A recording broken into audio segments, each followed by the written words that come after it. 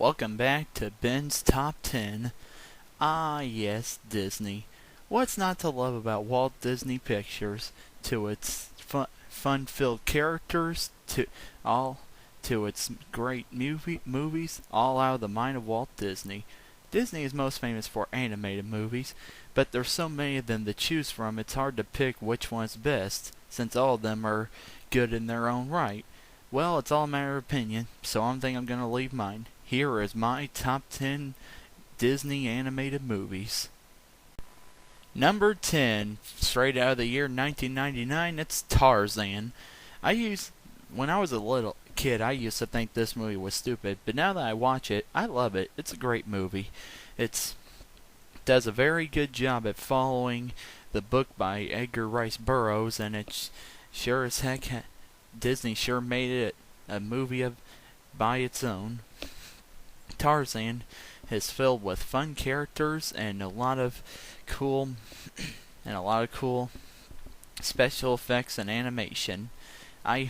Not to mention it has songs by Phil Collins. What more do you want? My only complaint is that Rosie O'Donnell's the voice of Turk. I don't like Rosie O'Donnell that much. But other than that, Tarzan. He'll be swinging out of the jungle to your TV screen soon. Number 9, straight out of the Greek story, it's Hercules. When I was little, I used to be obsessed with this movie because I was into Greek mythology a lot, and this movie sure satisfied my craving for a bunch of monsters to see Hercules beat up. This is an odd movie for Disney because it feels like it was made by another studio. It's full without this world zany comedy and looniness that you normally see in a Looney Tunes cartoon. But that's what I feel like when I'm watching this. So it's great to know that a Disney movie actually had courtesy to give a movie this much lunacy. It's full with the typical stuff. Good animation, good voice acting, and overall a great movie. Not to mention a very funny villain, Hercules. If you don't think he's the strongest man alive, you're crazy.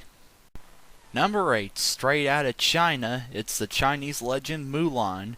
When I was little, I used to hate this movie because it seemed focused on a girl, and I really wasn't into much girls when I was that age. A lot of guys can relate to that. Anyway, now that I watch it, this is really a great movie, and felt about a girl who must draft herself into the army to protect her father from being drafted into the army. It shows that women can kick butt too when it comes to situations like this. My only complaint is that the songs in this movie seem kind of out of place, but the best one is "I'll Make a Man Out of You." Another good part about this movie is Eddie Murphy as Mushu. He sure is a funny character. To be honest, I actually like Mushu more than I like Eddie Murphy's character in Shrek called Donkey. Yeah, Mushu is a lot better. Mulan, such a great movie. Number 7, Walt Disney's first ever animated feature. It's Snow White and the Seven Dwarfs. This is the movie that made Walt Disney a famous figure in the theatrical animated movie business. This is a great example of how Disney can turn a great fairy tale into an even better animated movie. This set this formula for what Disney's movies would be like, featuring princesses and colorful characters, the evil villains, and overall great musicals. Snow White and the Seven Dwarfs. It's an amazing picture, and I love it very much. Number 6, one of the most underrated Disney movies ever. It's The Hunchback of Notre Dame. I never really watched this movie much as a kid. Well, actually I did, but I never really got most of what was going on. But now that I watch it today, I really understand. Seems to be a more adult-oriented movie than it would be for kids. That's a reason why people tend to forget about this movie. It's very dark in storytelling and not very different than other Disney animated movies because features a lot of things that kids would have to be older to understand.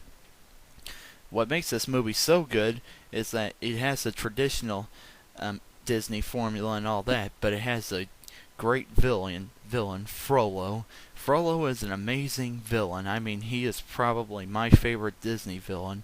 He is just great. What makes him so great is that he's human, doesn't have any magic powers, and he truly is creepy. I really wish people would memorize this movie a lot more, even though it is darker. But come on, can't even Disney movies have to be a little dark every now and then? But sure heck is a great movie. I love The Hunchback of Notre Dame. Alright, stay tuned for the next part of my Disney animated movie countdown, where we'll count down my top 5. Stay tuned.